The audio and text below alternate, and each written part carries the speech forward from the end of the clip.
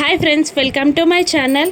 సదాశివం గారు ఏదో ఫైల్ చూస్తూ ఇలా అనుకుంటూ ఉంటారు, ఈ ఫైల్ ఇక్కడే ఉంటే జాగ్రత్తగా ఉండదేమో, అమర్కిస్తే జాగ్రత్తగా పెడతాడేమో అని అనుకుంటూ అమర్ రూమ్లో ఆ ఫైల్ని పెట్టడానికి బాగి బాగి అని పిలుస్తూ ఉంటాడు సదాశివం గారు. మరోవైపు విండో దగ్గర నుండి మను అదంతా గమనిస్తూనే టెన్షన్ పడుతూ ఉంటుంది.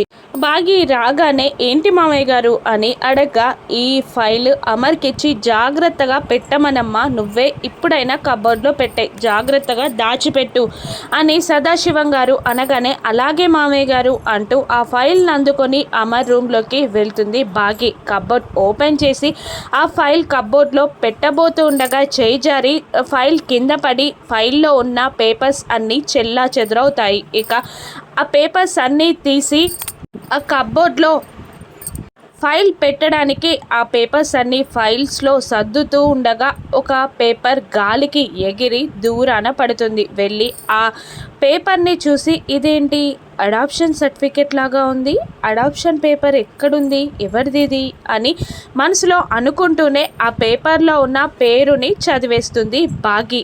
ఇక ఆ పేపర్లో అంజలి అన్న పేరు ఉండగానే షాక్ అయి ఉలిక్కి పడిగి 2 అడుగులు వెనక్కి వేస్తుంది బాగి.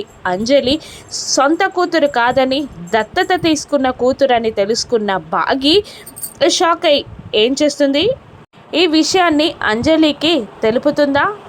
రాను ఎపిసోడ్స్లో చూద్దాం. Thank you.